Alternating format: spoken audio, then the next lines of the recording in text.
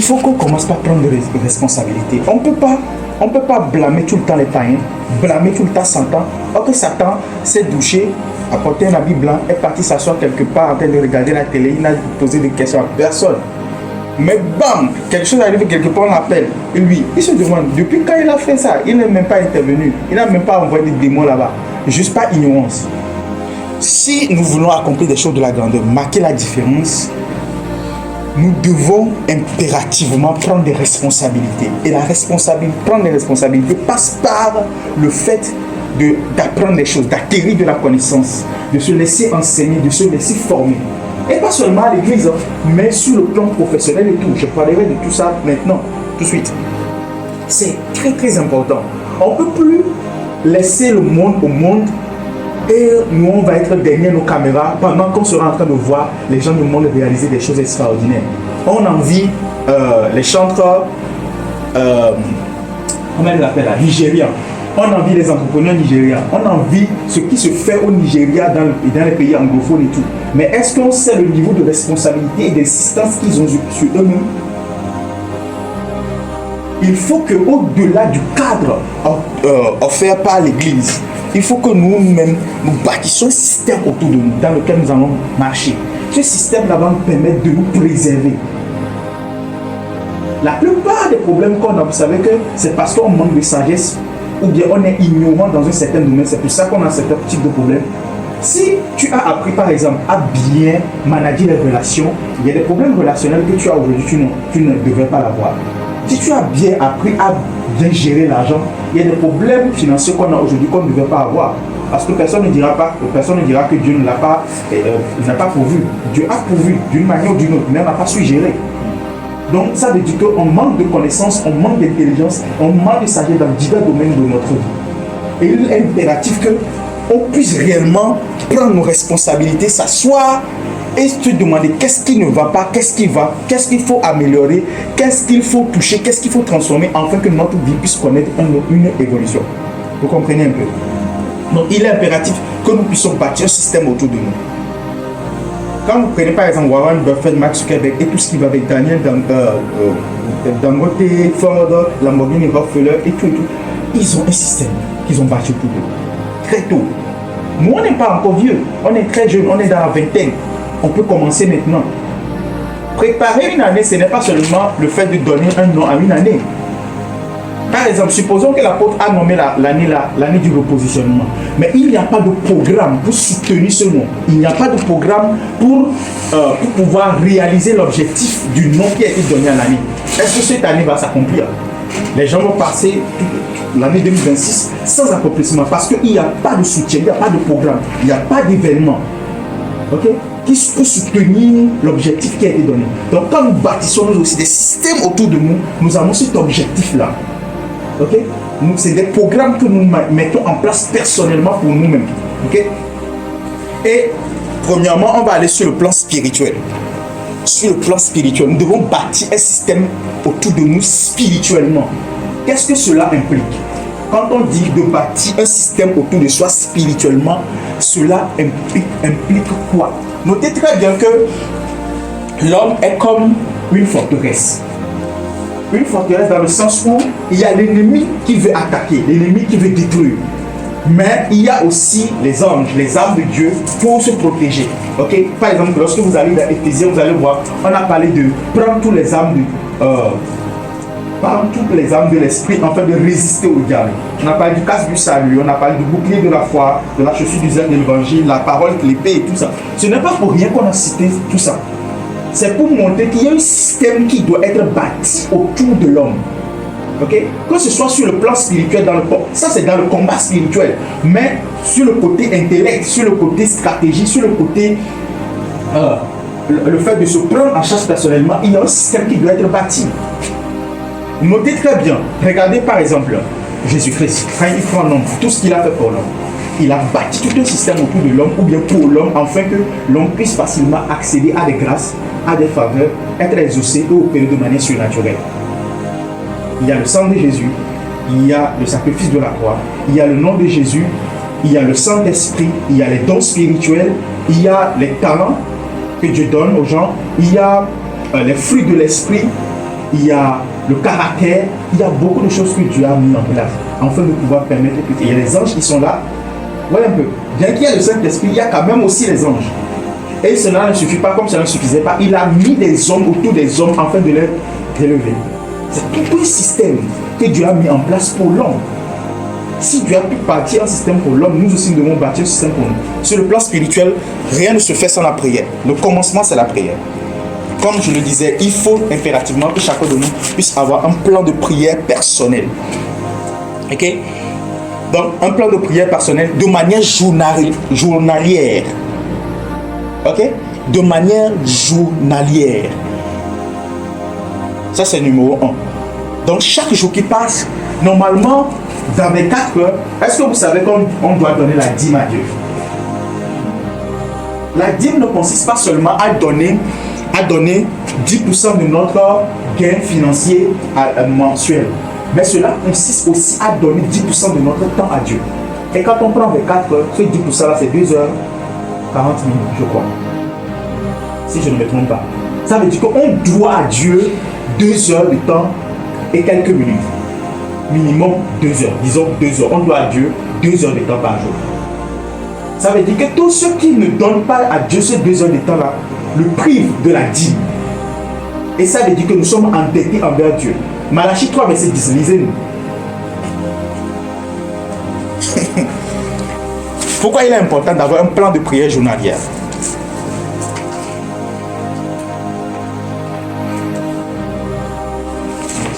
Malachie 3, verset 10.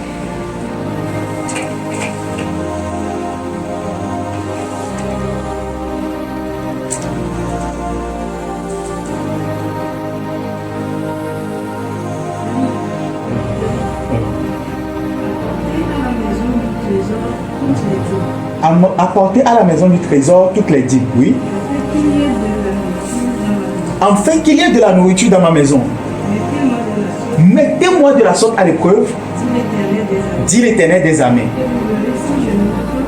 Et vous verrez si je ne fais quoi? Je n'ouvre pas pour vous les écluses des cieux.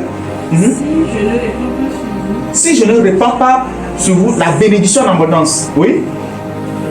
Oui, il y a d'autres versets qui disent que je répandrai sur vous la bénédiction en abondance jusqu'à ce qu'il n'y ait plus de place pour les stocker. C'est ce que ce verset veut dire. Vous comprenez? Donc ça veut dire que si vous ne donnez pas à Dieu la dîme, on ne parle pas seulement de l'argent, mais de votre temps aussi. L'argent que vous donnez à Dieu n'est rien comparé à votre temps que vous lui devez. Quelle est la valeur d'échange de la vie d'une personne? Qui connaît ça? Quelle est la valeur d'échange de la vie d'une personne?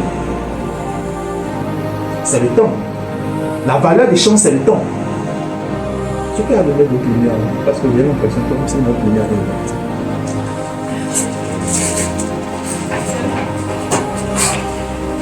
Derrière le gouvernement, il faut avoir des intellectuels.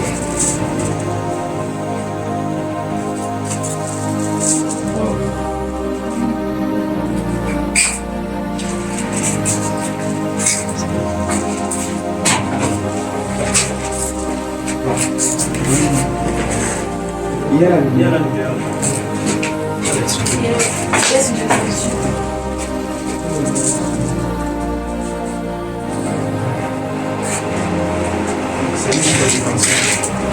Ok? Ça veut dire que ce qu'on a, tout homme a 24 heures à dépenser par jour. Ok? C'est dans ces 24 heures que nous gagnons des millions ou que nous ne gagnons rien. Tout ce que nous avons à échanger ici sur terre, comme quoi que ce soit, c'est le temps. Si vous voulez avoir de la compétence, qu'est-ce que vous allez échanger pour avoir de la compétence? Bon, prenons par exemple l'argent. Qu'est-ce qu'il faut échanger pour avoir l'argent? La compétence, les services, oui, ou les biens. Mais dans quoi? En même temps. Ça veut dire que par exemple, si aujourd'hui, on a, toi et moi, un service à proposer, les mêmes qualités de service à proposer, si moi je propose mon service dans un temps record que le tien, je serai plus sollicité. Tout est une question de temps. Vous voyez un peu? C'est très important à prendre en compte. C'est une question de temps. Ça veut dire que qui gère mal son temps perd, gère mal sa valeur, gère mal ce qu'il va devenir. C'est pour ça qu'il est impératif de se programmer. Si on ne se programme pas, on va passer 24 heures, rien ne va se passer dans les 24 heures. Mais pendant que vous n'avez rien, vous n'avez pas de l'argent à gagner en 24 heures, vous pouvez quand même gagner de la compétence en 24 heures. Est-ce que vous me suivez? Donc, ce qu'on échange réellement sur cette terre, c'est le temps. C'est le temps qu'on échange. Ce qu'on échange réellement, c'est le temps.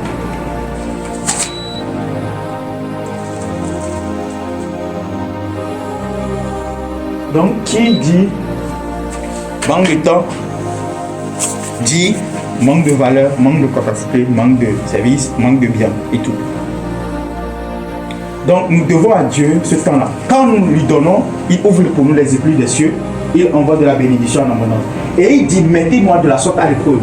C'est quelqu'un qui arrive à donner à Dieu sa dîme de temps, ne peut pas être incapable de donner la dîme de l'argent, parce qu'il sait que le temps vaut plus que de l'argent. Si vous avez des gens qui ne donnent pas la dîme, ce sont des gens qui ne prient pas. C'est une condition sine qua non. Il n'y a pas de magie dans cette histoire. Parce que quand ils prieraient, le Saint-Esprit les convaincrait. Si vous voyez des gens qui ont du mal à faire sortir de leur dîme et à donner à Dieu, il faut savoir que ces gens ne prient pas. Donc, 2 heures minimum à Dieu. Et dans ces 2 heures-là, vous les programmez comme vous voulez. 30 minutes d'adoration, bien 30 minutes de méditation d'abord, 30 minutes d'adoration, 30 minutes de requête, 30 minutes de louange, comme vous le voulez. Et vous le donnez à Dieu. Vous pouvez le faire soit 1 heure le matin, 1 heure le soir, ou soit les 2 heures le matin, c'est parti. Ou soit 1 heure le matin, 30 minutes à midi, 30 minutes le soir. Ça dépendra de vous. Voilà. Donc vous mettez Dieu la sorte à l'épreuve. Lisez la suite du verset, je vais vous montrer quelque chose et puis on part.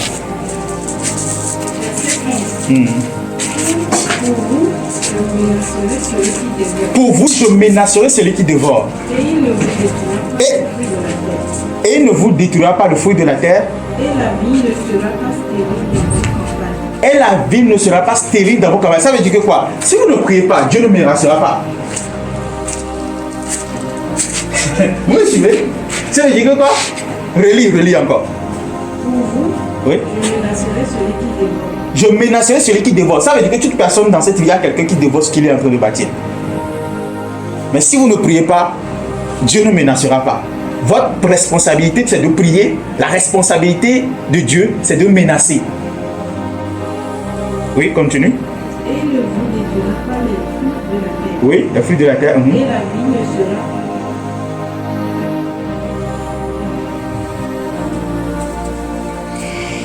Et la vie ne sera pas stérile dans vos campagnes. Et la vie ne sera pas stérile. Vous voyez les chômeurs qui ne veulent pas prier.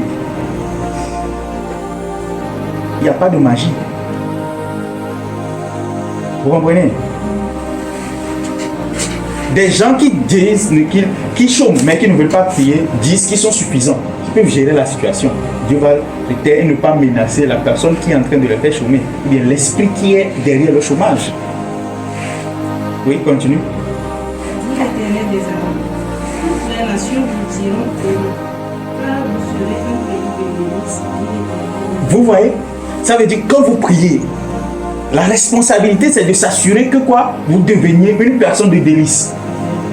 Et que les nations, ça veut dire les gens autour de vous, vous distinguent. Cette personne est différente. Cette personne dit waouh, il est. Et c'est ça on dit, vous diront heureux. C'est comme ça que vous allez voir 2 personnes traverser la galère. Mais la manière dont la galère est en train d'insister sur l'autre, là, c'est pas la même manière la galère d'insister sur l'autre.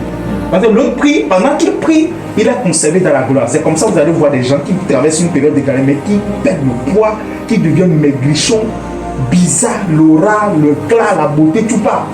Mais là, il y a une autre personne qui traverse cette même galère, mais elle est conservée dans la gloire. Vous allez voir, plus il grossit, prend du poids, mais on le trouve plus écartant et tout. Si cette personne dit, je suis en train de traverser telle ou telle personne, les gens ne vont pas croire. Ils vont dire, ah, donne quelque chose là-bas à quelqu'un. C'est ça en fait l'éclat. Est-ce que ça, cela vous est déjà arrivé? Moi, ça m'est déjà arrivé. Plusieurs vous le diront. Tu travailles des moments difficiles, mais quand on te voit, on te dit, donne-nous. Pourquoi? Parce que pendant que tu es dans la présence, tu pries, tu es conservé dans la gloire. Quand quelqu'un prie, il y a un dépôt de gloire autour de lui qui le conserve, qui le préserve de l'impact normal que les effets de ce qu'il vit devaient normalement avoir sur lui. Il y a des gens qui ont traversé des choses que certains sont en train de traverser, mais qui sont morts. L'apôtre a l'habitude de donner son exemple. Combien d'entre vous, nous, peuvent avoir ces genres de dettes et puis bien vivre, être enfant? Des tensions là, sans portable. Au moins, on croit attention à l'eau. Ça, c'est sûr. C'est ça l'impact de la prière. C'est pour ça qu'il est impératif de prier.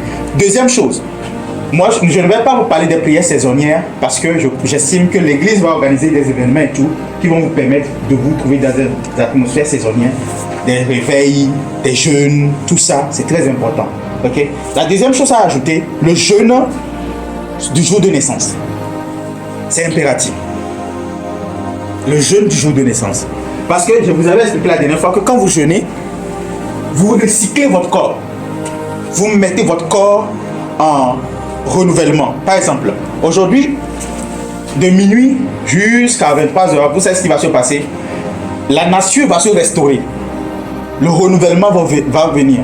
Ok? Là où il y avait de la chaleur, la fraîcheur va venir pour venir restaurer les choses. Vous voyez un peu? Donc, la personne qui a eu des problèmes toute la journée, quand il vient se poser la nuit, son corps pourra se restaurer, dormir, son corps va se restaurer, son esprit va se restaurer, son âme va se restaurer. C'est pour ça qu'on dit la nuit porte conseil. C'est un phénomène de restauration cyclique pour se relancer encore. Même la compassion de Dieu se renouvelle. Et toi, homme, toi, tu ne veux pas te renouveler. Si la compassion de Dieu est capable de se renouveler chaque jour, alors nous, hommes, on ne veut pas se renouveler. Le jeûne te permet de se renouveler spirituellement, physiquement, moralement et émotionnellement. Tu dégages, tu nettoies toutes les énergies négatives et tu prends de nouvelles énergies divines. Ok? Avec lesquelles maintenant tu vas fonctionner. Et à travers ce jour-là, c'est un jour aussi d'alliance où tu peux déclarer des choses, prophétiser sur ta vie, amener la prophétie qu'on t'a donnée à l'existence par des déclarations, des prières fortes que tu peux faire toute la nuit. Quand on jeûne, il faut prier. On ne jeûne pas seulement en ne pas mangeant ou bien en ne pas buvant de l'eau. En ne buvant pas de l'eau, mais aussi en déclarant, en décrétant, en priant. Donc, je vous avais dit de faire quoi? De donner une identité à votre année. De nommer votre année. Ça, c'est très important.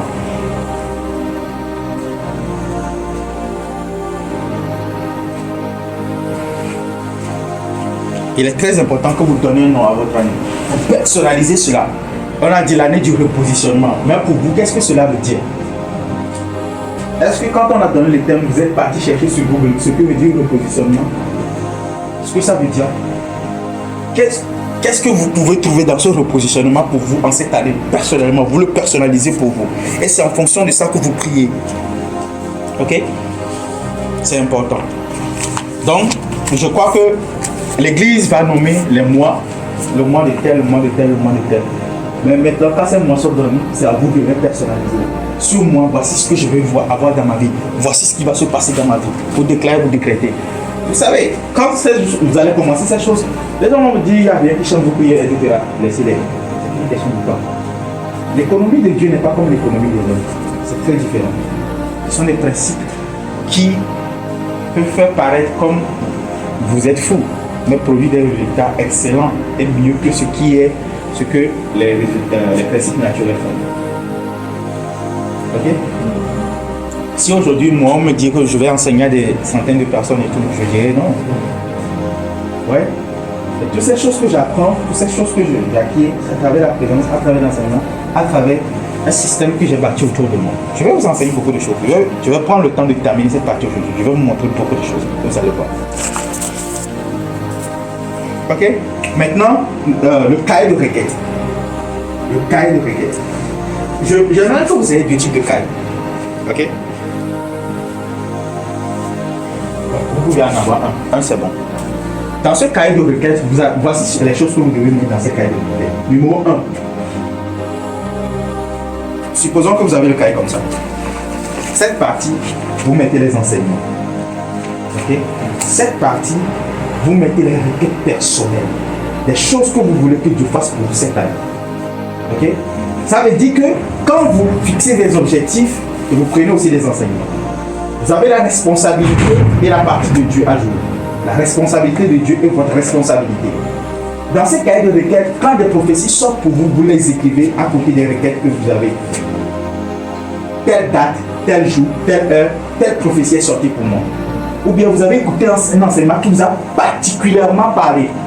Un mot qui vous a dit quelque chose, une phrase qui vous a dit quelque chose. Vous prenez ça, vous retenez ça et vous écrivez. C'est ça qui constituera votre poids, votre alliance. C'est ça qui vous fera peser. Et c'est ce qui mettra la différence entre vous et les autres. C'est comme ça qu'on évolue dans les choses de Dieu. Les choses de Dieu ne sont pas comme les choses des hommes. Vous voyez un peu? De la manière dont vous pouvez voir une vidéo et une idée d'entreprise peut vous venir, c'est de la même manière que vous pouvez suivre un enseignement et une révélation va venir. Cette révélation va constituer votre poids spirituel que vous aurez. Et c'est à travers ça que vous allez peser. Un jour, vous serez dans une situation, vous reviendrez sur ce verset-là, ou bien sur cette phrase-là, et tu diras, Seigneur, un jour, tu m'as dit ceci, j'ai senti dans mon cœur que tu m'avais parlé à travers cette phrase, et tu récites cette phrase. Cette phrase que tu as récitée, tu as pensé que c'est rien, mais ça sonne dans le monde spirituel devant Dieu, devant le trône de Dieu. Pourquoi la Bible dit que plaidez-vous vous-même devant moi. Ouvrez votre bouche et plaidez votre cause. Ésaïe 43, verset 26.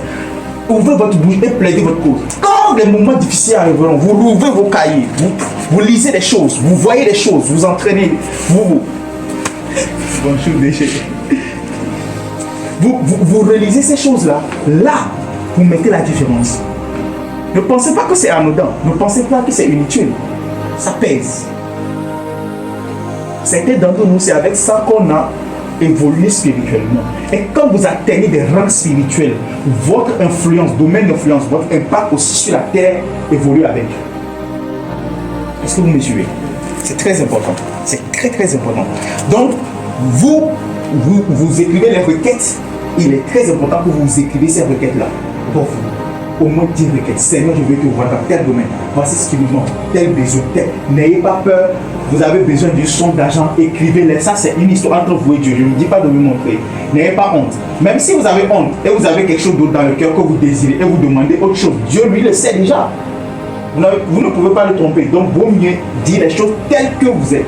Dieu aime beaucoup l'honnêteté et la sincérité. Demandez comme un enfant. Sans truc là, demandez comme un enfant. Sans protocole. Ok? C'est très important. Bonsoir. Il y a toi, les dialogues.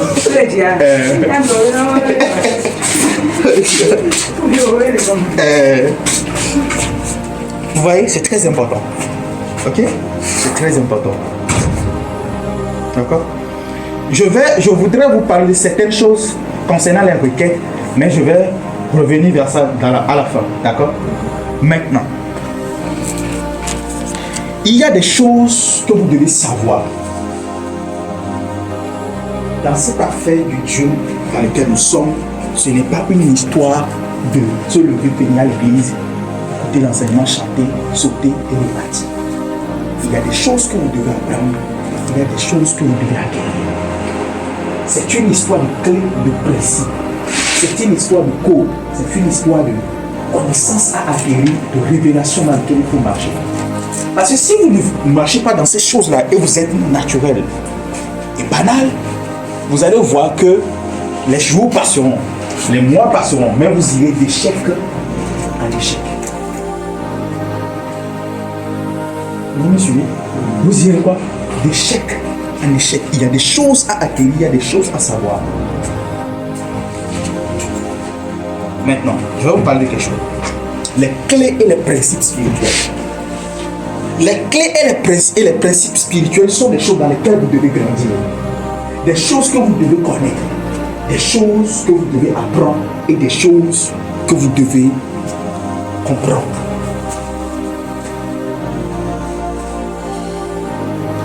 Parmi les clés et les principes, j'aurais pu vous citer beaucoup de clés, beaucoup de principes.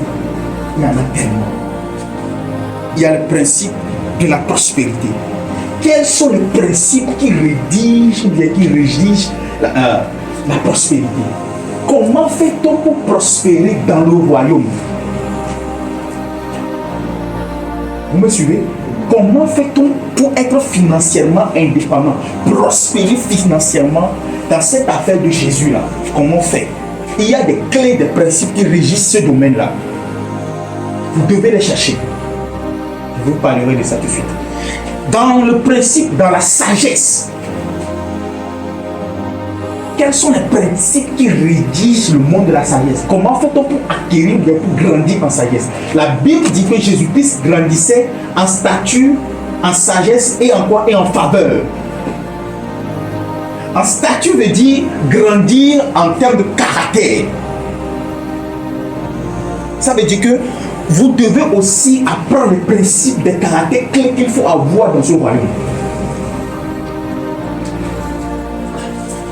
Vous ne pouvez pas être des chrétiens qui viennent s'asseoir le dimanche et puis repartir comme ça. Non. Si vous fonctionnez comme ça, vous n'allez pas évoluer. On peut amener les grands prophètes, les plus grands anciens vont venir, mais rien ne va changer dans votre vie. Parce que vous n'avez pas fait quoi? Pris des responsabilités.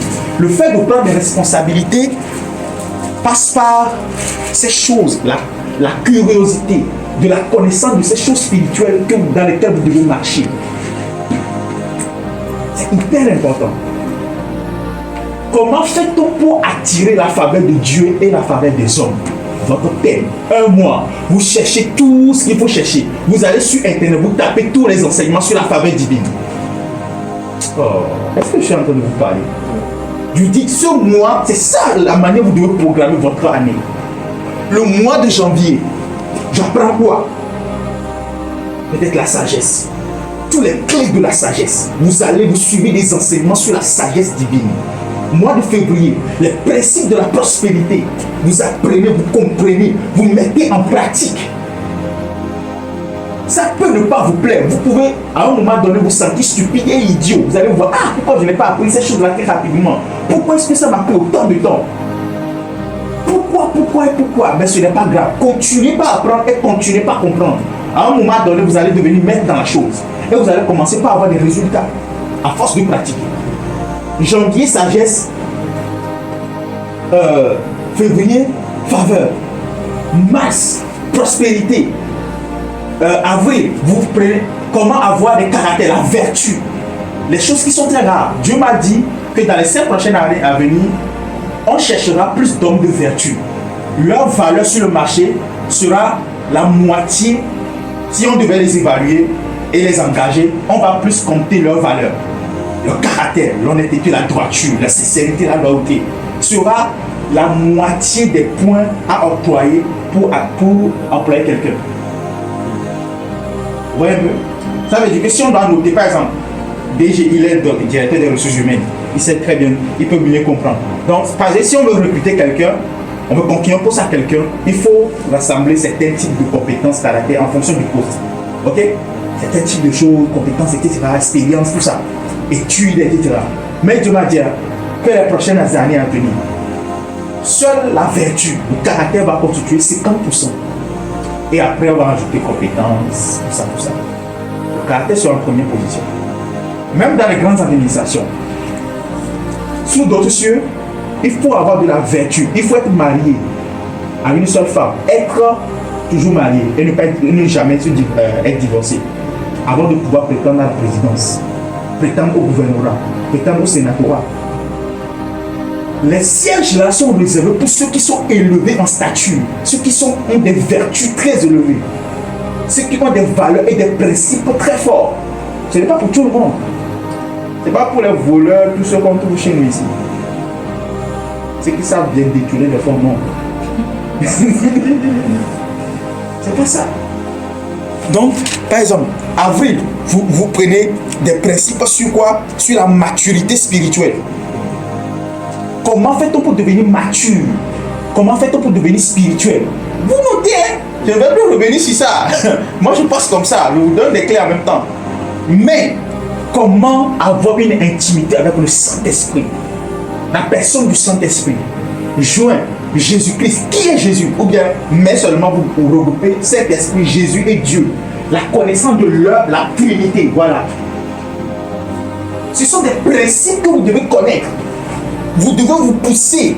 C'est ce qui va vous mettre la différence. Et peu à peu, avant la fin de l'année, vous devenez maître.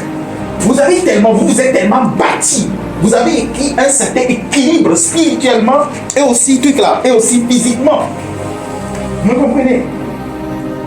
Pourquoi est-ce qu'il faut rassembler toutes ces choses-là? Parce que, imaginez que vous êtes à la salle de gym et vous ne travaillez que le bras gauche. Vous savez ce qui va se passer? Vous me comprenez là? On appelle ça comment? Difformité. Un bras, une partie de votre corps qui est costaud, le qui est béni. Vous voyez par exemple, le pasteur Massoli parle de l'équilibre. Toujours l'équilibre. Sainteté, amour, onction, puissance, tout ça. Équilibre. Toujours équilibre. Ok? Le mois de juillet, vous apprenez des choses sur le mariage. Le mois de... Comment fait-on pour avoir un mariage réussi? Est-ce que tu as déjà suivi des enseignements déjà? Voilà, mais c'est toi qui vas te marier. Il y a déjà même dans tes femmes. Comment fait-on pour être un mari exemplaire, un mari parfait, un mari attentionné? C'est des responsabilités que tu as, que tu dois prendre. Vous me suivez? Mais ça là, tu me suis? Hein? Le mois de quoi encore? Juin, juillet, août. Le mois d'août, vous pouvez apprendre des choses sur la grâce. Ce sont des principes qui régissent, qui font la force de notre royaume. C'est quoi la grâce? Vous cherchez à comprendre la grâce, à marcher dans la grâce. Le mois de septembre, c'est quoi l'onction? Le principe de l'onction, le fonctionnement de l'onction. Pendant que l'Église est en train de vous fournir des enseignements, vous êtes aussi en train de vous bâtir. Vous êtes en train de vous nourrir en fonction de l'objectif que vous voulez atteindre. Et vous allez commencer par comprendre des choses que les pasteurs même ne comprennent pas. Parce que vous êtes partis manger des choses que les pasteurs n'ont pas l'habitude de manger. Ouais. D'où vient nous notre sagesse? D'où vient cette intelligence que nous avons des choses de Dieu? C'est à force d'écouter, d'apprendre, de se soumettre à la présence. Certains d'entre nous, le Saint-Esprit vient nous enseigner, le matin, on se lève, on écrit. Moi, j'ai environ plus de 11 cahiers. 200 pages, hein, pas 100 pages, il n'y a pas 100 pages dedans. 200 pages grand format, 200 pages petit format, 300 pages.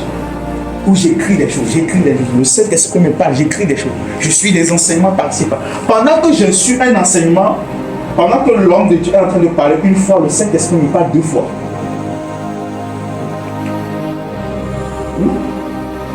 Par exemple, ce mois, je suis en train de suivre des enseignements, de m'équiper, de me bâtir sur la prêtrise, la sacrificature, le pouvoir de la sacrificature.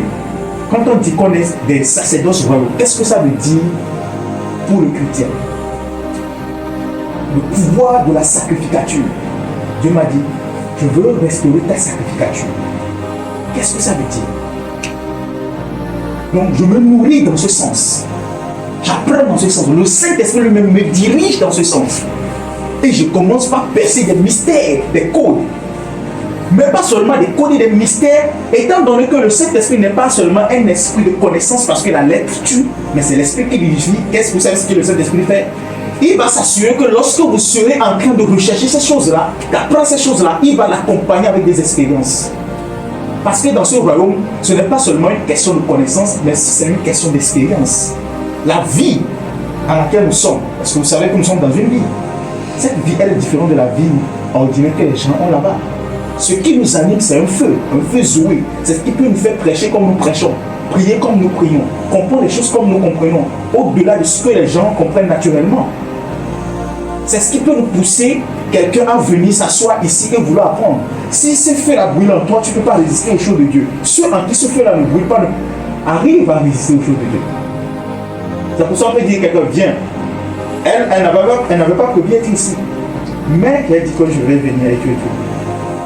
On a dit, j'ai dit, parce que d'où on a c'est très loin et puis c'est beaucoup d'argent. Mais elle dit, je vais être là. Vous savez pourquoi?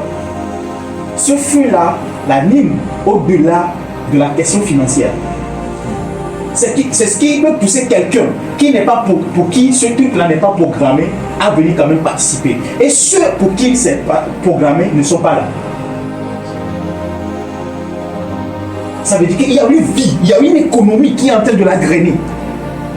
Ce que nous sommes en train de faire ici, il y a une économie derrière, il y a une vie derrière, il y a un principe surnaturel derrière qui nous pousse à le faire.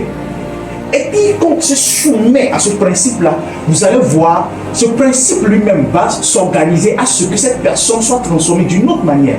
Il va vous faire vivre des expériences particulières que la plupart des gens n'ont pas. Vous allez dormir et vous retrouver dans des royaumes. Vous allez dormir et vous retrouver dans des lieux spirituels. Le Saint-Esprit va vous tenir la main et va peut-être vous amener dans votre village. Je profite pour parler du combat spirituel. Le mois d'août, septembre, octobre, vous cherchez des choses sur le combat spirituel. Et pendant que vous êtes en train de comprendre le combat spirituel, vous suivez des enseignements sur YouTube et tout, le Saint-Esprit ne va pas seulement s'arrêter à ce que vous apprenez des choses inutilement, parce qu'il sait que vous vous intéressez aux choses de la vie, à l'économie qui gouverne la vie. Il sait que vous vous intéressez à ces choses-là. À la manière dont on peut être en facette et apprendre des choses sur la gestion financière, les calculs, les analyses, vous aussi vous intéressez à l'économie de la vie, au combat spirituel, aux choses comme ça.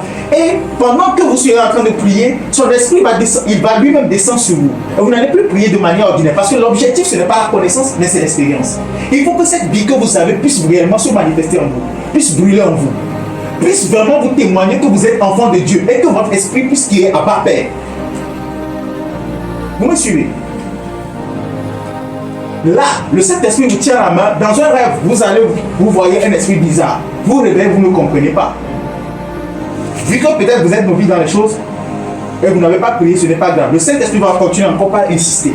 Jusqu'à ce qu'à un moment donné, il va vous enlever la faim. Il va vous enlever la paix. Il va vous enlever le sommeil.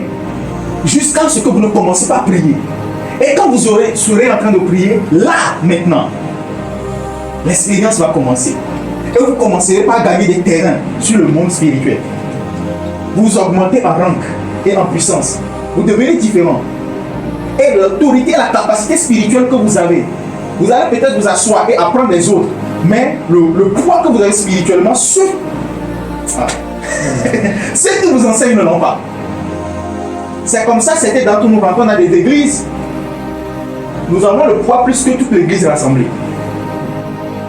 C'est pour ça que nous pouvons prendre le micro et déclarer des choses. Vous allez commencer par voir des mouvements dans l'église. Même le pasteur n'arrive pas à tenir debout. Pourquoi? Parce que la puissance qui est là, ce n'est pas une question que je sais faire, mais c'est une économie qui la traîne. C'est une vie qui la pousse. Comme vous savez, vous savez comment Dieu fonctionne. On peut faire une expérience ici, ok? Vous et nous, on va commencer juste par parler de l'onction. Je vous explique l'onction. Vous comprenez, vous me posez des questions. On ne va pas prier. Rien qu'en parlant de l'onction, vous allez voir, l'atmosphère va changer en même temps. Vous aurez envie de prier sans qu'on ne vous dise prier. Si vous voyez une église, on vient dire aux gens, priez, priez, priez. Ça veut dire que l'économie qui devait les diriger, c'est une économie qui n'est pas mise en place. Le système spirituel qui devait les gouverner, cette vie-là, ce souhait-là n'est pas mis en place. C'est pour ça que vous allez voir dans la foule, il y a des gens, quand on commence par prêcher, on ne leur dit pas de se mettre debout, ils se mettent debout. Pourquoi? Parce qu'il y a un feu qui l'amène, qui les dirige.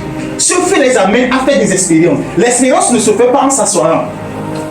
Il faut prendre des steps.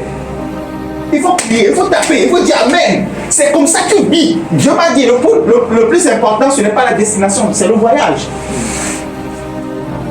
Si tu dors tout au long du voyage et tu arrives à la destination, tu ne vas pas apprécier ton séjour. Mais le voyage fait partie du séjour. Vous me comprenez? Est-ce que vous me suivez? C'est très important. Le mois de novembre, vous apprenez des choses sur quoi? Les actions de grâce. Ou la louange. Vous apprenez des choses, vous faites des recherches tout le mois, vous consacrez ça, vous consacrez ce mois à la recherche sur les actions de grâce. Le mois de décembre, peut-être vous apprenez des choses sur la miséricorde, tout dépendant de vous. Ce royaume dans lequel nous sommes, il y a beaucoup de choses qui les gouvernent. Beaucoup de choses qui la gouvernent. Ce n'est pas seulement une histoire de sainteté. Par exemple, je n'ai même pas parlé de la sainteté. Je veux parler. Vous voyez qu'on a terminé l'année, mais on n'a même pas encore fini tout ce qu'il faut étudier pour connaître les principes de ce royaume. Et c'est comme ça, avant même que l'année prochaine commence, vous avez déjà planifié toute l'année dans cette année. Et c'est comme ça que vous planifiez votre vie sur 5 ans. C'est ça. Vous planifiez votre vie sur 5 ans, sur 6 ans, sur 10 ans. Pourquoi? Parce que ça, vous voyez quelqu'un qui ne travaille pas, qui est un chômeur, qui vous dit qu'il n'a pas de temps, mais qui aime Dieu. Sachez que cette personne a déjà programmé son ascension. Parce qu'il n'a pas le temps pour la distraction, parce que ses heures sont comptées. Ces 24 heures, il doit les économiser. Il doit vraiment bien les gérer avec sagesse. En 24 heures, qu'est-ce qu'il peut apprendre en 24 heures concernant les choses de Dieu? Qu'est-ce qu'il doit connaître dans son royaume pour le faire monter? Oui, un peu. J'ai tellement de choses à vous enseigner. Si seulement vous le voulez. J'ai tellement de choses à vous transmettre. Si seulement vous le désirez. Mais je ne peux pas vous forcer non plus. Vous me suivez? J'ai tellement à vous donner. Cette affaire dans laquelle nous sommes là, on ne peut pas échouer dans un... Il y a des choses, hein, quand tu les fais, tu ne peux pas échouer. Je ne sais pas. Il y a des nations aujourd'hui qui sont des nations qui ne peuvent plus échouer. Des nations comme la Norvège. J'ai étudié l'économie de la Norvège. Ouais, ils sont victimes de leur succès. C'est-à-dire, tout est programmé pour que personne n'échoue dans le pays. Je dis personne n'échoue dans le pays. Tous les habitants du pays ont un compte d'investissement d'une valeur de plus de 300 000 $ qui est en train de se multiplier chaque jour pour eux. Toutes les personnes, tous les Norvégiens. L'économie a été designée de sorte que tout le monde soit un investisseur. Donc tout le monde, d'ici 10 ans, sera millionnaire dans le pays. C'est comme ça, quand vous mettez en place ce système autour de votre personne, l'année n'est pas quelque chose que vous allez juste vous lever le matin, vous vous couchez. Moi, on a l'habitude de faire des challenges de livres. On termine ce livre, on prend un autre. Tous ceux que je conduis, tous ceux qui me suivent, ne me suivent pas. Moi, je ne cherche pas la masse. Je cherche la qualité. Il y a une certaine discipline, une certaine rigueur, une certaine manière de fonctionner. Quand moi je te dirige, quand je te mentorise, parce que je sais que ce que je vais te transmettre, ce n'est pas quelque chose qu'on peut donner aux chiens, pour les enfants. Vous comprenez? Donc il y a des choses, quand vous les mettez en place autour de vous, vous ne pouvez pas échouer. Même si vous ne voulez pas, vous allez réussir d'une manière ou d'une autre. Parce que ces principes que vous avez établis, la nature répond à ces principes. Tout ce qui existe valide ces principes-là. Vous ne pouvez pas échouer, même si vous ne voulez pas. Même si vous partez vous cacher quelque part, le succès viendra vous chercher. Quand vous commencez par grandir dans les choses que je suis en train de vous montrer là, le monde viendra à votre recherche. C'est comme ça les jeunes comme nous peuvent enseigner au roi, peuvent enseigner à des papas et à des mamans. Vous vous demandez pourquoi on est si jeune et on est sur l'autel et on est en train d'enseigner, sur le pupitre, en train de parler des choses de Dieu. C'est parce qu'on a soumis notre corps, notre âme et notre esprit à une certaine économie de Dieu. On a appris des choses, on a compris des choses, on a été appelé à ces choses-là. Et le Saint-Esprit nous dirige à travers des expériences. Il nous fait voyager d'esprit en esprit, de dimension en dimension, de royaume en royaume, de compréhension en compréhension et de révélation en révélation. Donc, on a qui est des sages. Vous nous voyez peut-être jeunes, mais c'était dans nous spirituellement, on est vieux. Vous voyez un peu. C'est ce qui peut. Moi, je peux vous dire des réalités spirituelles dont vous n'avez même pas idée, qui existent. C'est celle d'entre nous, Dieu nous accorde la grâce de participer à ce conseil, de nous communiquer ce qui va arriver par la suite des temps, de participer aux décisions, de décider ce qui va arriver sur le pays ou pas. Joël Tatoua dit tout récemment qu'il y a quelque chose qui devait arriver. Ces choses-là qui devaient arriver, qui ne sont pas arrivées, ce sont des choses que nous on a arrêtées depuis 2020. Parce que j'avais vu la venue du Togo s'être arrêtée en 2025. Des mouvements, des choses et tout. Mais Dieu nous a entraînés dans l'économie de l'intercession. On a dealé avec des réalités dont vous ne savez même pas. C'était d'entre nous, si nous vivons des combats et des choses n'évoluent pas comme cela se devrait, parce qu'on a eu à faire face à des...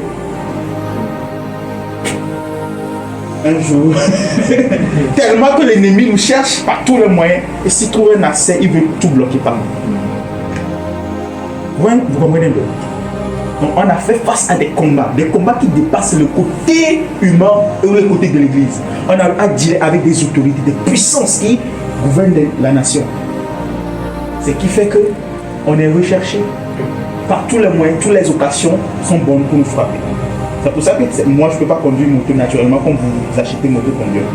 Ça ne fait pas partie de nous. Ça fait partie de moi, mes intérêts. Parce que par rapport aux histoires avec qui j'ai confronté là, si on le trouve régulièrement sur une moto, on va dire ah, c'est ça moto. Ok, on va voir. Et on te crée des accidents, tout. C'était dans le Dieu nous interdit certaines choses par rapport au pouvoir qu'on a spirituellement. Oui. Donc si toi, aujourd'hui, on te tue, la nation va s'occuper de ce côté et de ce côté. La dernière fois, on a fait 24 heures de prière. Qu'est-ce qui peut pousser un jeune à faire 24 heures de prière dans la présence? Sans dormir. Pendant 24 heures. Qu'est-ce qui peut amener des jeunes à se rassembler pour ça? Ce n'est pas une histoire de j'aime Jésus seulement. Il y a un feu qui est en train de gouverner ces personnes-là. Il y a une économie derrière. Il y a des choses quand vous le faites. Même si Dieu ne vous a appelé à certaines choses, il va commencer par vous faire tellement confiance qu'il vous confie des responsabilités élevées. Et vous pouvez voir des jeunes filles banales. Vous allez peut-être même les insulter au bord de la route. Vous voyez ces femmes messes dans les églises qu'on appelle les intercesseuses là. Mais est-ce qu'ils ne ressemblent à rien? Vous ne savez pas le poids qu'ils ont spirituellement. Ces personnes, si elles meurent, l'église meurt. L'église se divise.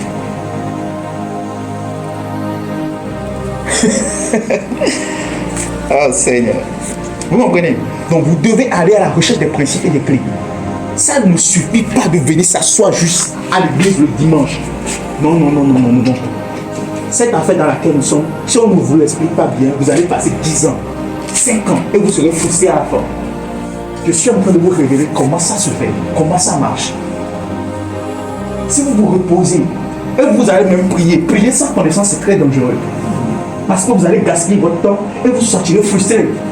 C'est pour ça que vous devez aller à la recherche des révélations, des connaissances. Et vous devez insister à ce que le Saint-Esprit vous amène dans les expériences. Pas d'expérience, pas de résultat. Notez, les riches aujourd'hui, vous savez ce qu'ils achètent? Ils n'achètent pas, ils ont le temps, ils ont l'argent, ils ont les moyens, ils recherchent l'expérience. Ils n'ont pas d'expérience. C'est pour ça que vous allez voir quelqu'un qui prend des centaines de millions, des dizaines de millions, aller en boîte de nuit, s'entourer de filles. Qu'est-ce qu'il recherche? De l'expérience. Vous allez voir des gens qui vont. Il y a des riches qui sont morts la dernière fois, je crois que c'est l'année passée, sous la mer, dans un cocon, je ne sais pas trop. Quelqu'un m'a demandé qu'est-ce qu'un riche, avec tous ses millions, avec tout son sens, son intelligence, est parti rechercher sous la mer dans un cocon avec ses amis. De l'expérience. Ils recherchent de l'expérience. Quand eux ils veulent aller manger, ils ne mangent pas pour manger. Ils recherchent de l'expérience culinaire. Ça, il faut avoir de l'argent pour ça. Si tu n'as pas de l'argent pour ça, tu manges ma caisse ou tu t'endors le soir. C'est ça.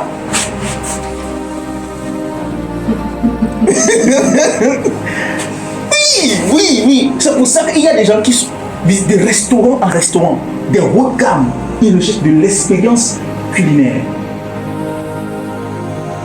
Les pauvres posent la question, combien ça coûte? Combien ça coûte?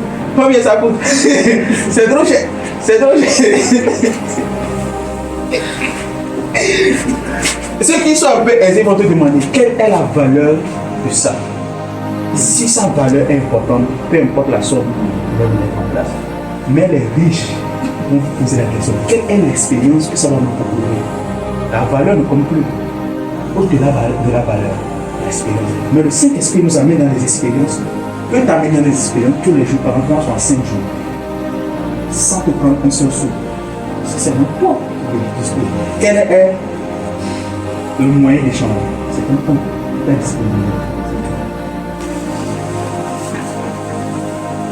Et tu peux voir quelqu'un. Dis ça là, tu parles en langue. Alléluia, tu parles en langue aussi. Et tu peux voir, le Saint-Esprit peut vous prendre, peut vous amener dans une de deux dimensions de la langue. Moi, j'ai reçu Jésus en 2014. 2015-2016, je commençais pas à voir les trucs des anges. Je disais des choses que les gens ne comprenaient pas. Des réalités spirituelles inimaginables que dont la plupart en parlent aujourd'hui, ils pensent que c'est des choses extraordinaires, mais ce sont des choses que nous, on expérimentait depuis. On voyait les anges nous apparaître comme ça, en feu, de tas de trucs, des chérubins, des séraphins, des apparitions extraordinaires. La créativité et l'esprit d'entrepreneur, on n'a pas eu sur terre en lisant des livres. Je ne savais même pas que ces choses existaient. On l'a vu au ciel. Moi, ma première start-up, la start-up que j'ai mis en place et j'ai commencé par voyager, c'est parce que j'ai visité le ciel. Dans un jeûne de 40 jours, le Saint-Esprit m'a pris, il m'a amené, il m'a montré des codes sur des ordinateurs au ciel. Je suis descendu 3 ans plus tard, j'ai monté ma start-up. Ce ne sont pas des choses de la vie simples. Ce sont des économies divines. C'est pourquoi ça ne peut pas échouer.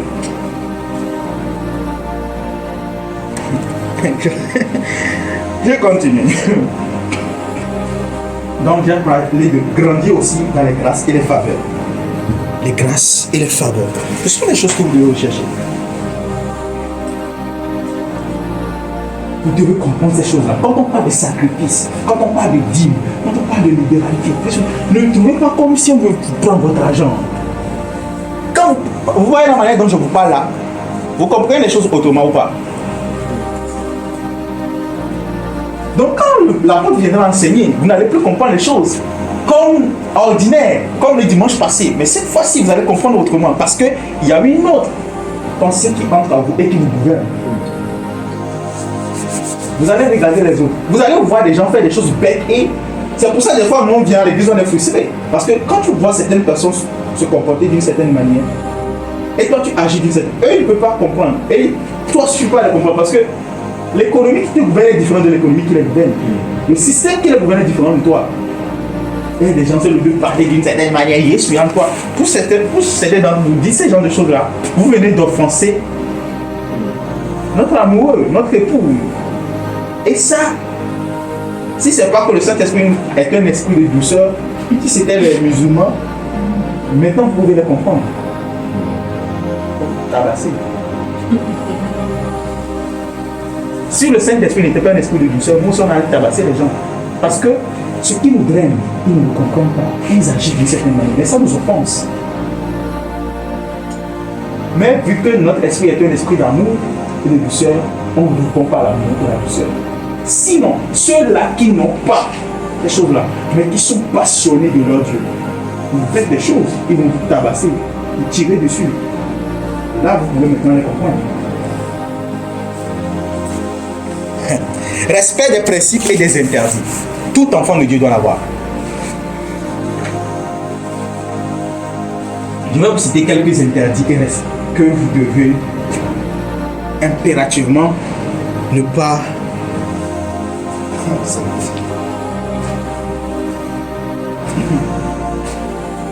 Quelques interdits que vous devez impérativement respecter. Honorer les pères. Arrêtez de mal parler des hommes de Dieu. Tout endroit où vous allez trouver des gens qui font ça, s'il vous plaît, fuyez-les. C'est pour vous protéger vous-même.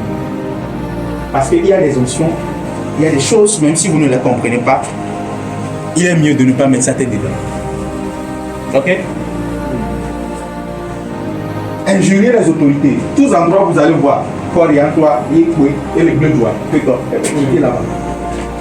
Parce que vous ne pouvez pas aspirer à la grandeur que combattre ceux qui sont dans la grandeur. Même s'ils ne font pas bien.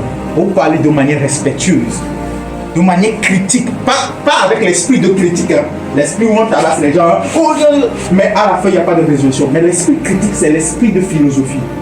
L'esprit qui te permet de se questionner sur les choses afin de les améliorer. Pas seulement de dire les choses qui ne vont pas. Ceux-là qui ont l'habitude de critiquer, est-ce qu'ils proposent des solutions? C'est ça. Même quand vous devez parler des choses qui ne vont pas, vous parlez avec respect et avec esprit critique. Afin de proposer des solutions, d'aspirer, de tirer des leçons pour votre propre évolution ou de ceux de votre entourage. C'est comme ça que ça se fait. Parce que dans l'économie qui nous gouverne,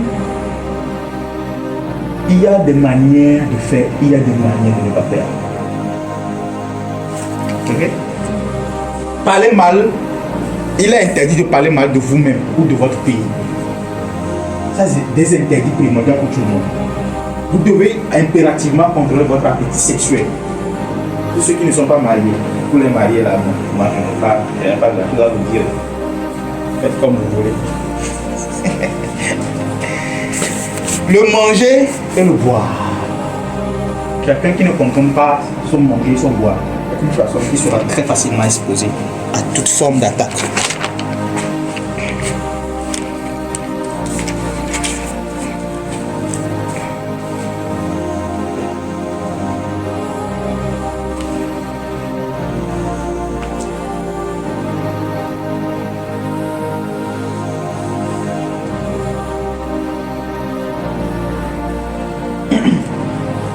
C'est bon, je vais vous ajouter d'autres choses rapidement et on va terminer.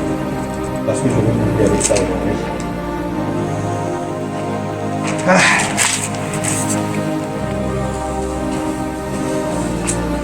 Vous devez travailler sur votre pensée. C'est des choses que vous devez.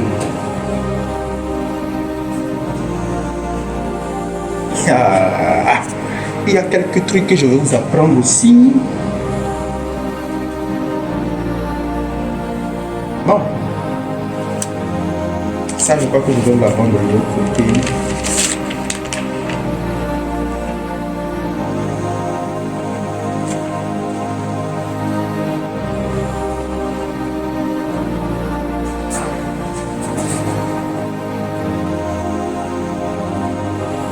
J'avais parlé du caractère, n'est-ce pas?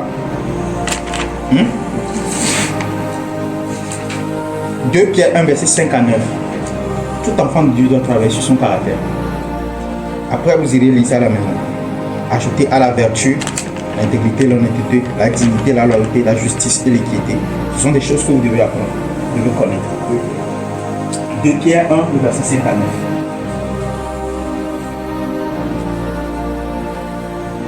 Quand je parle des pensées, je parle des pensées négatives, des pensées dépression, supplication, angoisse, stress. Vous devez travailler sur ça avec la parole de Dieu. Notez très bien. L'un des éléments au-delà des pensées, parce que la pensée fonctionne avec ça, c'est la foi. Vous devez noter ça. Vous devez travailler à accroître votre foi, à rendre votre foi solide, à rendre votre foi efficace.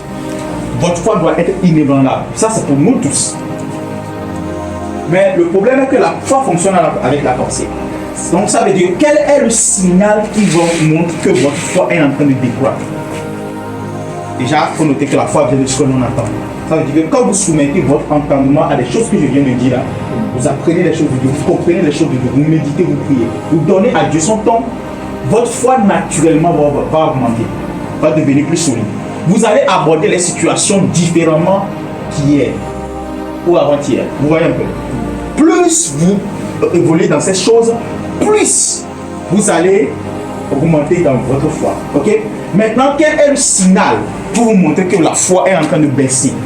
C'est lorsque vous allez commencer par être inquiet. Les pensées d'inquiétude vont monter en vous.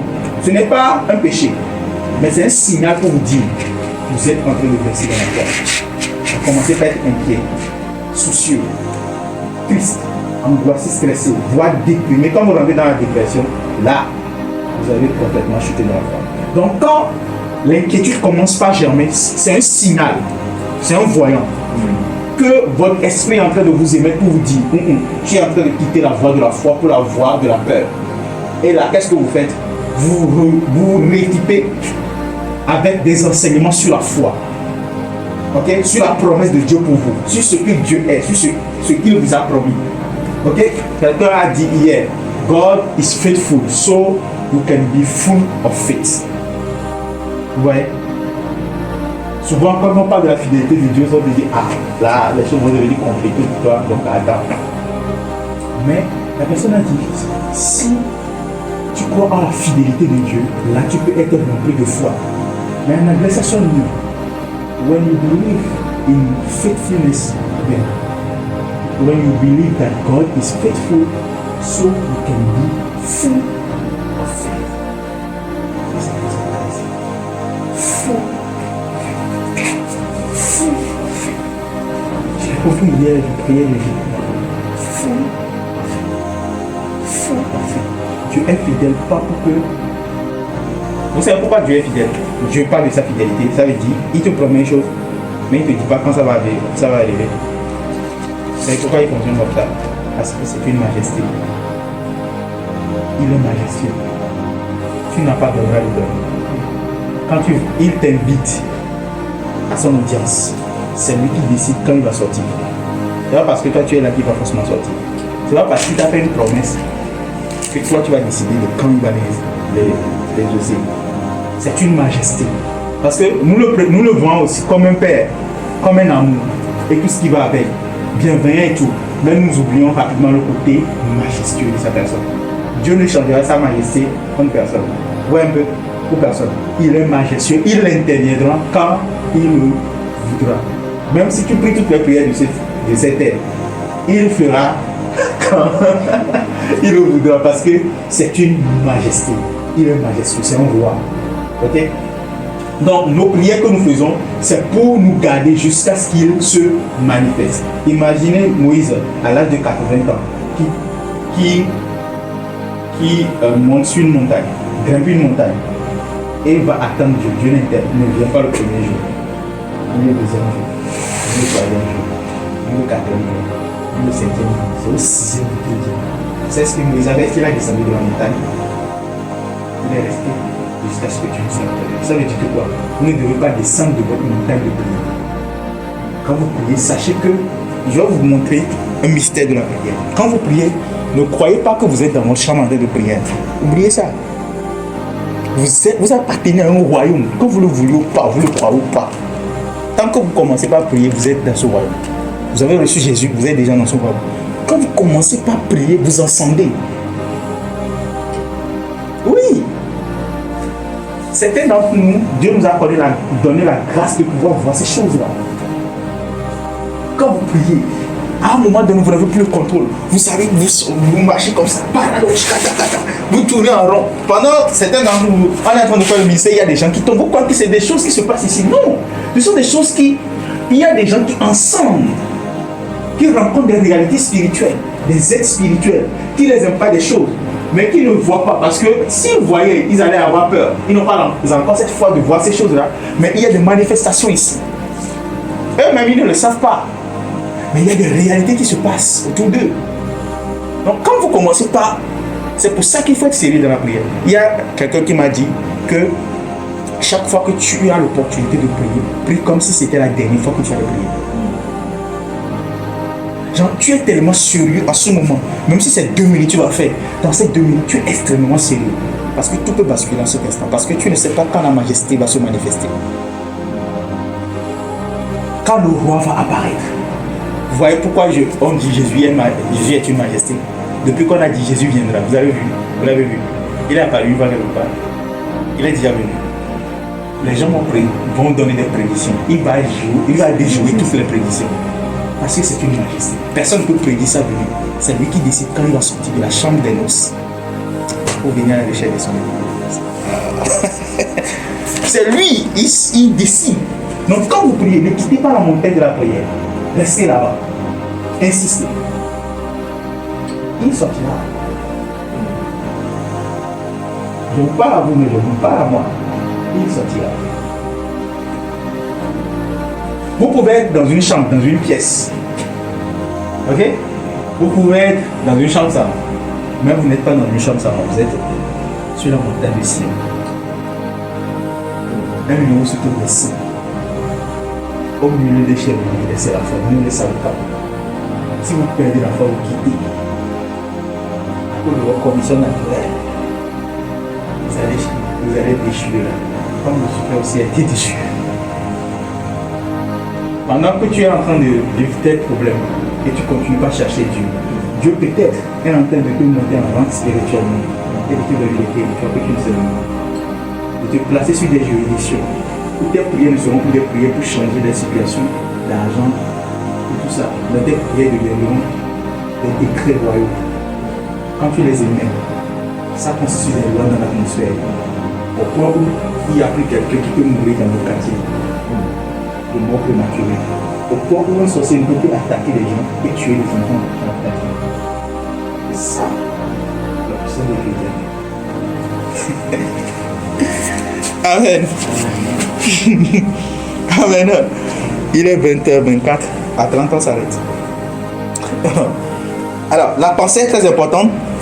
Le caractère, moi je ne l'appelle pas le caractère, je l'appelle la noblesse. C'est moi je le nomme comme ça. Parce que j'estime que ceux qui sont des rois doivent vivre de manière noble. Quand vous voyez un garçon qui court des filles, il n'a rien de noble. Une fille qui va de garçon en garçon n'a rien de noble. Voilà un peu. La noblesse exige un certain tact. Quand vous lisez 1 Pierre 2, on parle de quoi? De l'intégrité, de l'honnêteté, de la dignité, de la loyauté. Il y a des choses que vous ne faites pas parce que non, vous ne voulez pas faire, mais vous connaissez le rang auquel vous appartenez. Hein? On est tous égaux dans le royaume des cieux par le salut, mais on n'est pas égaux en ce qui concerne l'intimité. On n'est pas égaux. C'est comme ça, nous pousse. Tous les hommes sont égaux sur la terre, droit des humains, droit des... Mon frère, tu sais que c'est faux. On est égaux par rapport à la vie qu'on a, le souffle qu'on a. Maintenant, on n'est pas égaux par rapport aux valeurs qu'on représente. On va prendre un président, on va le laisser ici comme ça, sans garde corps. On est égaux. Moi, je vais sortir là-bas. Qui va me... Ok, on est égaux, non? Vous comprenez, on n'est pas égaux. Il y a certains qui ont des droits de vie de moi sur les autres. Vous savez ça? On ne va pas empêcher, on ne va pas reprocher à un président de tuer. Parce que la sécurité d'État dépend de lui. Il y a des gens, son travail insiste à ce qu'il y ait des gens qui meurent pour que le peuple soit protégé. Quand quelqu'un envoie des trucs pour aller tuer les terroristes, est-ce que vous allez leur envoyer parce qu'il a tué les gens? Et si on s'en va tomber sur la tête de qui? De personne. De reporter. Il y a des gens à qui Dieu a donné le pouvoir de droit de vie sur le monde sur les autres. C'est comme ça, quand vous venez aussi vers une maison de Dieu, on a le droit de vie ou de mort, vous ne le savez pas. C'est pour ça que vous allez voir les jeunes dans leur ignorance dire des choses et faire des choses. Et quand on s'énerve, on peut dire des choses qui peuvent détruire leur vie. Ils ne le savent pas. Ils ne savent pas le pouvoir qu'on a spirituellement. Les choses que je viens de vous dire ne représentent même pas le 1/1000 de ce que je vis, des expériences spirituelles que j'ai. Alors vous pouvez imaginer la puissance, les décrets que Dieu m'a confiés. Alors imaginez un jeune qui se lève et puis veut faire pagaille, qu'il a vu le prophète Benoît en train de toucher une fille bien, en train de faire quelque chose, sortir avec une fille, ment comme ça. Et je me lève et puis je décrète quelque chose. Et ça se passe. Donc quand on vous dit il y a des choses qu'on ne fait pas par rapport aux hommes de Dieu, c'est pas pour nous dire que non, vous devez nous estimer d'une certaine manière. C'est parce qu'on a assez des réalités qui ont changé notre constitution naturelle. Notre langue n'est pas comme votre langue. Nos yeux ne sont pas comme vos yeux. Nous avons assez des réalités. Et nos paroles qui sortent ont certain poids que pour vous n'a peut-être pas. Donc on peut détruire des choses et on peut bâtir des choses. C'est pour vous protéger, vous, qu'on dit de ne pas faire certaines choses. Sinon par rapport à nous, il n'y a pas de problème. Voyez un peu.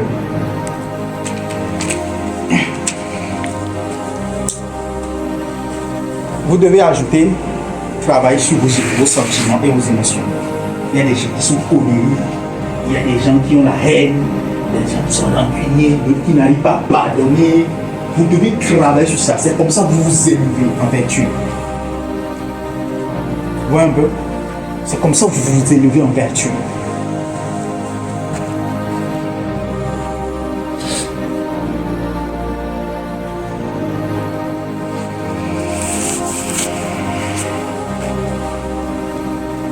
La trahison, la rupture, l'abus, la dépendance émotionnelle, affective, travaillez sur ces choses-là.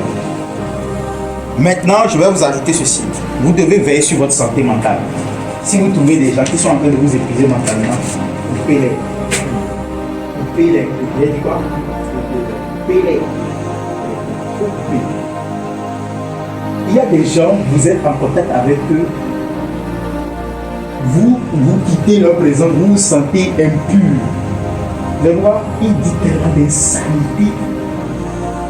Les gens bizarres. Donc vous ne pouvez, quand vous finissez avec, genre vous êtes en contact avec eux, vous quittez, vous vous sentez impur et bizarre. Il y a des gens, vous quittez leur présence, vous perdez la foi. Des gens comme ça, vous devez. Attention.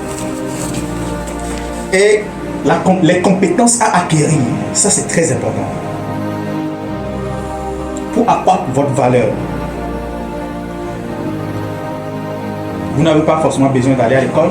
Vous pouvez apprendre sur YouTube des MOOC. Il y a des divers sites d'application qui proposent des cours que vous devez apprendre. Vous devez accordre votre valeur. Ce que vous connaissez aujourd'hui, demain sera obsolète. Et ça, tu es dans quel domaine? La comptabilité. Un peu. Toi aussi. Ce que vous connaissez aujourd'hui est obsolète demain. Il y a les trucs sur l'intelligence artificielle, des nouvelles technologies qui sont. Vous ne connaissez même pas. Il y a des gens qui ne savent même pas utiliser l'intelligence artificielle. Oui, il y a des gens qui ne savent pas l'utiliser. Vous devez. Genre. L'intelligence artificielle, c'est un peu comme. Je peux dire qu'il est en train de remplacer le moteur de recherche. Par exemple, quelqu'un qui ne sait pas utiliser Google. Vous imaginez qu'il y a des gens qui ne savent pas utiliser Google.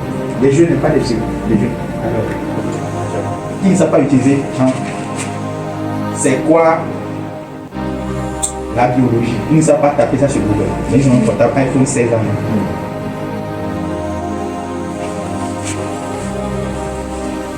Vous devez accordre votre valeur par l'acquisition des compétences. Numéro 1. Voici quelques compétences clés sur lesquelles vous devez travailler ou bien que vous devez impérativement acquérir d'une manière ou d'une autre. Cela dépendra de la manière dont vous allez programmer vos journées pour les acquérir. Ok? 1. Compétences numériques. Vous devez connaître les choses sur la technologie.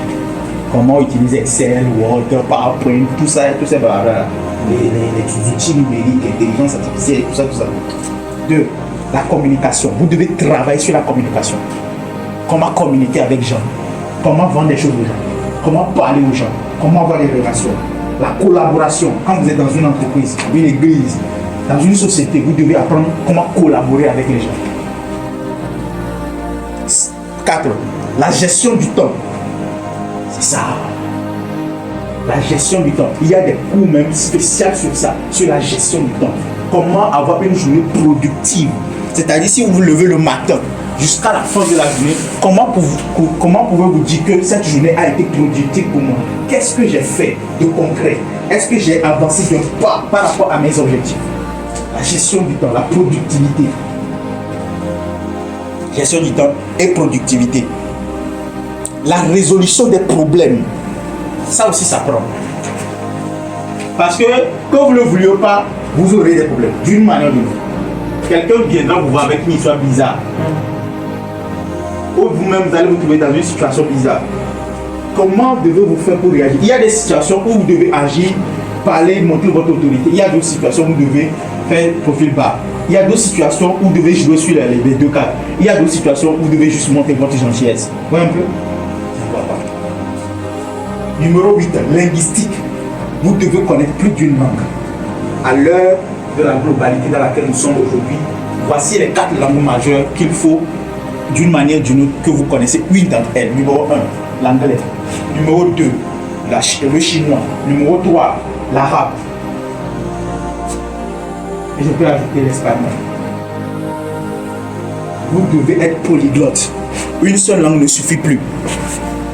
Si aujourd'hui, supposons que l'un d'entre vous dise que ok, je n'ai pas besoin de tous les autres compétences, j'ai juste besoin de me concentrer, d'apprendre plusieurs langues, de savoir parler plusieurs langues.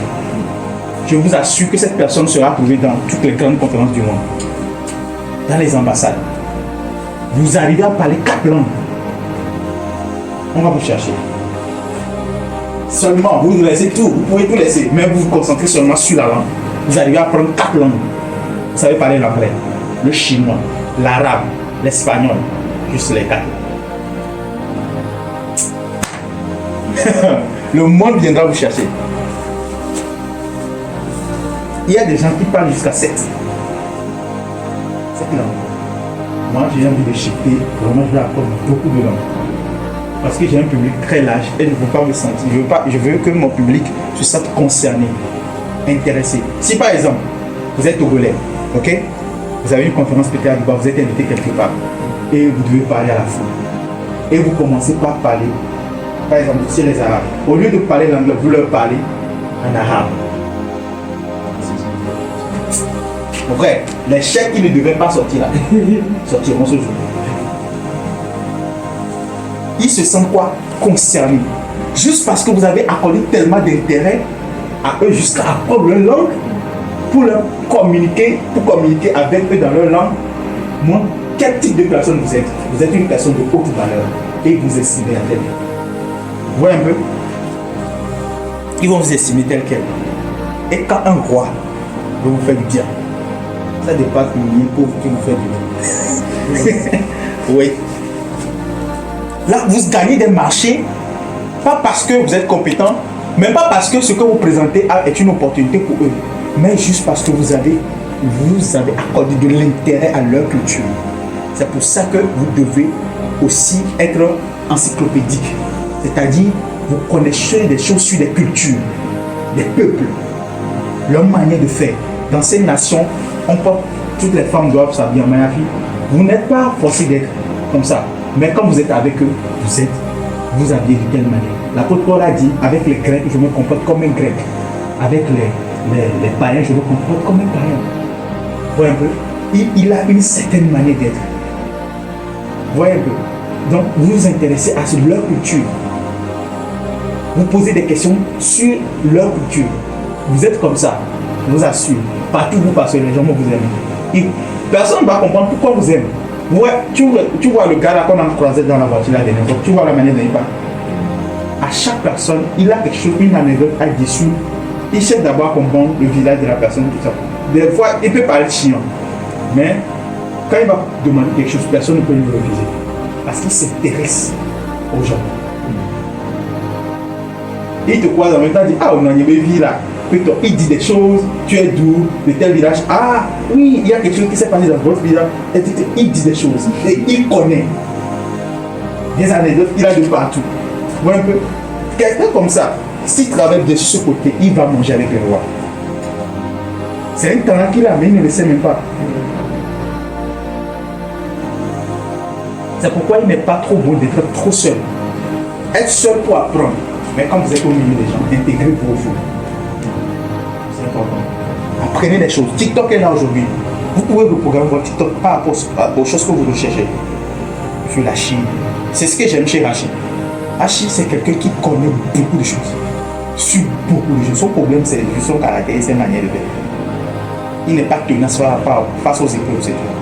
Mais c'est quelqu'un qui connaît tellement de choses. Il n'y a pas de sujet que tu vas avancer sur lequel il ne peut pas discuter avec toi. Il apprend, il suit des documentaires, mais il connaît. Ouais, un peu. C'est important. Vous devez avoir aussi des projets et vos visions. Désolé si je vous prends le temps, mais c'est important. D'accord? Travaillez sur vos projets. Vous devez tous avoir des projets. 1. Lancez un business sur votre temps partiel. Investir si possible. Ça, c'est le projet. Exemple de projet. Faire un projet en couple. Ça, c'est si vous êtes marié. Certaines personnes. Nous, on verra bien.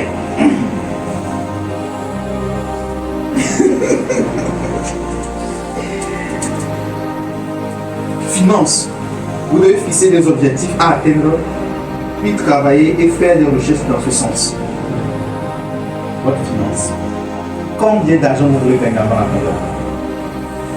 Et vous devez commencer par rechercher. Vous ne fixez pas seulement des objectifs, mais vous faites des recherches. Comment faire pour gagner de l'argent? Comment fait-on pour devenir millionnaire? Comment fait-on? Vous faites des recherches tout le temps. Comment fait-on pour? C'est à force de rechercher qu'un jour, le Saint-Esprit vous amènera encore dans une expérience, vous donnera une idée qui va générer des cash flows de milliards. C'est à force de chercher. La gloire de Dieu, c'est quoi? C'est de se cacher. La gloire de l'homme, c'est de révéler, de trouver ce que Dieu a caché. Et ça, c'est pour ça que l'or est caché sous la terre. Mais quand l'homme le trouve, ça descend.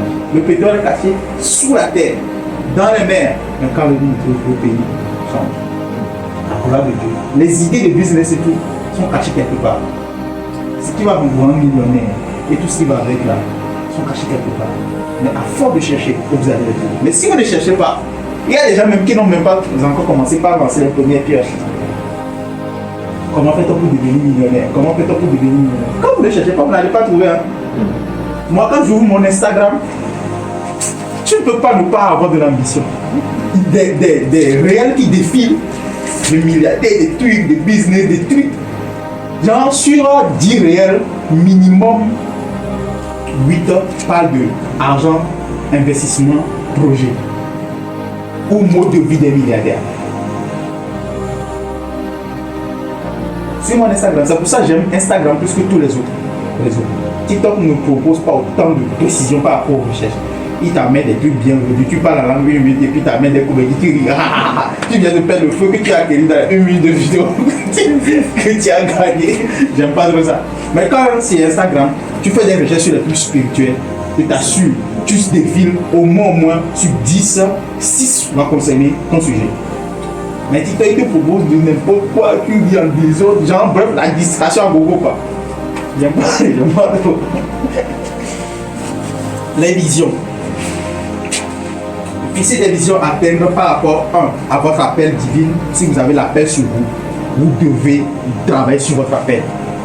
Vous devez comprendre votre appel. Vous devez chercher à connaître votre appel. Ok? En quoi consiste votre appel? Quelles sont les choses que vous devez mettre en place pour que votre appel évolue? Quelles sont les connaissances que vous devez acquérir par rapport à votre appel?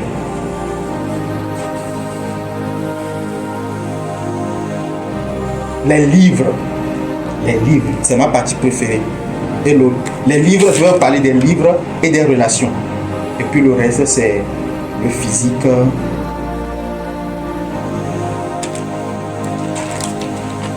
Les livres, vous devez avoir des livres à lire. Vous devez chercher des livres sur Internet à lire.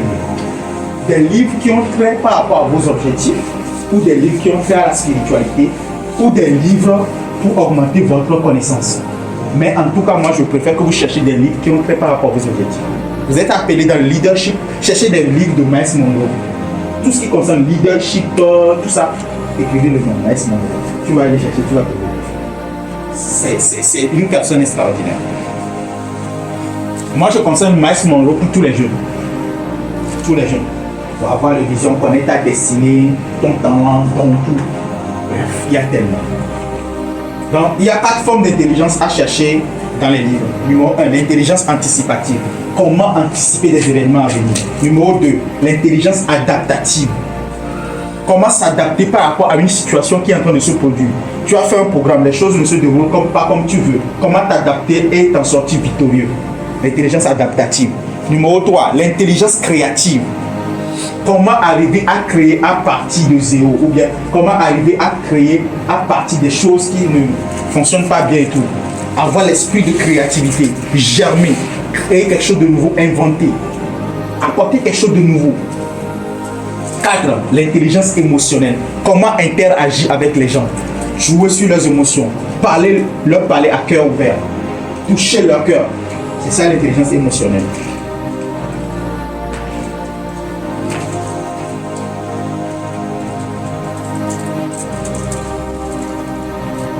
Les relations. Vous devez améliorer votre réseau. C'est les relations qui font les hommes. Toutes les grands de ce monde, ils ont tous un réseau. Vous devez construire votre propre réseau. Ou bien avoir vos relations. Numéro 1. Des personnes qui vous admirent que vous devez aider. Des personnes qui vous admirent et que vous devez aider. Vous devez avoir ces personnes dans votre entourage. Numéro 2. Les personnes qui sont à votre niveau. Avec lesquelles vous allez vous entraider.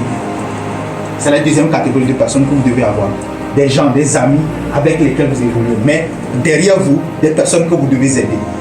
Et devant vous, les mentors. Des personnes plus puissantes que vous, plus capables que vous, pour vous amener à votre destination. Tout le monde doit avoir. Si vous n'avez pas de mentor, vous êtes perdu. Vous allez échouer. La probabilité est très forte que vous échouez. Dans le domaine du ministère, du chant, du groupe musical, tout ce qui va avec, entrepreneuriat, comptabilité et tout. Et ça là, ta destination en termes de comptabilité, c'est quoi? Ta vision, c'est quoi? D'ici 5 ans, tu te vois où?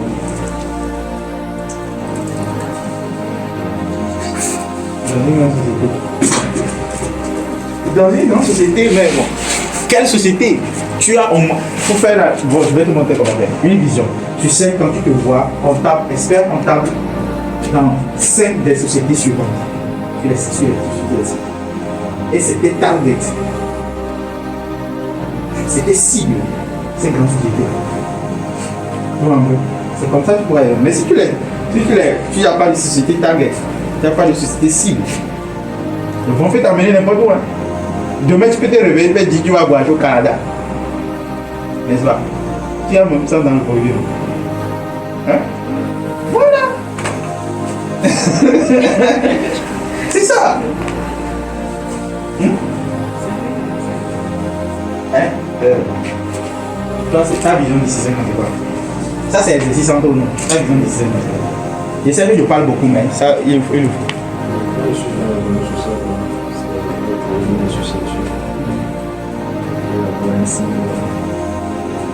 Ok, association. Tu es dans le domaine social. Tu es une association. Quel est ton couloir? Quel est ton domaine d'action? Est-ce que c'est les jeunes filles? C'est les jeunes. C'est les jeunes, oui.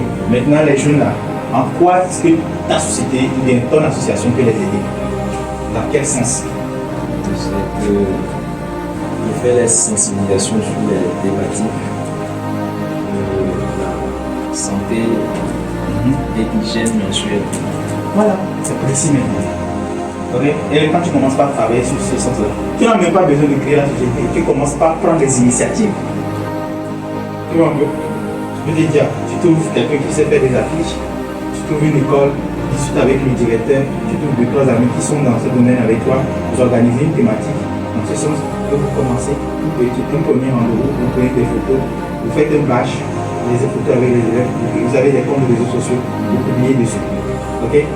Premier succès, vous le multipliez. Vous n'avez pas besoin de changer quoi que ce soit. Vous multipliez ça 10 événements, 10 écoles.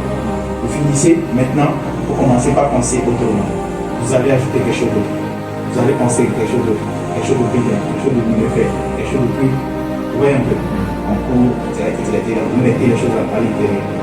Et là maintenant, vous alimentez vos comptes sociaux.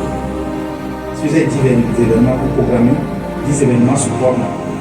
Ça veut dire que tu te donnes de la pression. Ok? 10 écoles. Vous sortez, vous discutez avec les gens. Vous rencontrez les événements. Comme vous rencontrez des directeurs, vous avez des flyers à main. Vous savez, tu réécris la vision. Voici notre association, telle chose que nous faisons. Etc. Ok? Tu vas, de l'argent, tu vas déposer les plus de 4 CFE et tout ça là, au niveau de la CFE.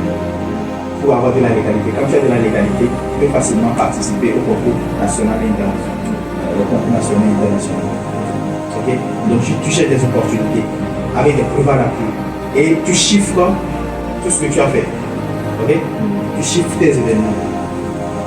Tout ce que tu as fait, tu les chiffres. Voici ton nombre de jeunes qu'on a touché à telle période, etc. Toi-même, tu es dans le domaine, donc tu sais comment ça fonctionne. Ça veut dire que tu as la compétence pour. Mais ton problème, c'est l'appareil, c'est tout. Oui, c'est quoi? Tu vas pas me dire que c'est le problème d'argent. Parce que l'argent n'est pas le problème. Quand tu commences, l'argent. Je suis lancé. Comment c'est plus là? Après avoir fait tout ça. T'as sûr? Ok? Parce que si tu ne commences pas maintenant, tu vas regretter ça dans 1 an. Parce que ce que tu veux faire, d'autres personnes ont déjà commencé par le faire. Tu vois? Il faut vraiment que tu commences. Et tu as le soutien de l'esprit là. Tu as besoin de quelque chose, tu m'appelles, tu te lances. Ta vision dans 5 ans, tu me montres rien. Ta vision dans 5 ans.